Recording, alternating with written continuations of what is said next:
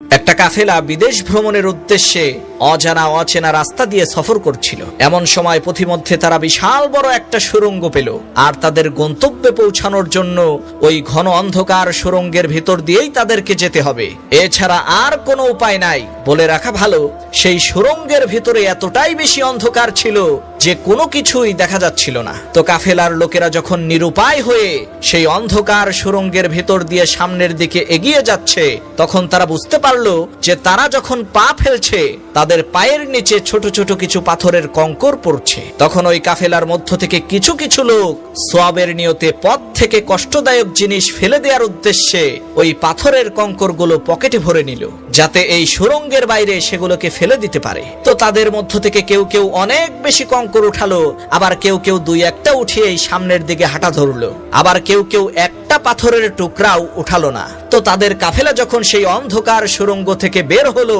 তখন তারা সবাই হতবাক হয়ে গেল। আরে সর্বনাশ, এই ছোট ছোট পাথরের টুকরাগুলো সাধারণ কোনো পাথর নয়, এগুলো তো মহামূল্যবান হীরার টুকরো।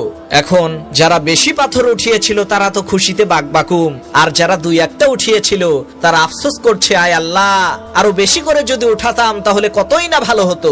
আর যারা একটা উঠায়নি তারা বিলাপ করে কান্না করছে, হারে আমরা কতই না হতভাগা, একটা পাথরের টুকরা উঠাইতে পারলাম না। প্রিয় বন্ধুগণ, এই দুনিয়াটাও ওই অন্ধকার সুড়ঙ্গের মতো। এ কারণেই আমরা নেক আমলের কঙ্করগুলোর মূল্য বুঝতে পারি না। এই দুনিয়ার সুড়ঙ্গ থেকে বের হয়ে আখিরাতে যাওয়ার পরেই আমরা বুঝতে পারবো, আরে এই নেক আমলের কঙ্করগুলো তো সাধারণ কোনো কঙ্কর নয়, এগুলো তো মহামূল্যবান রত্ন ছিল। তখন আফসোস করা ছাড়া আর কোনো উপায় থাকবে না।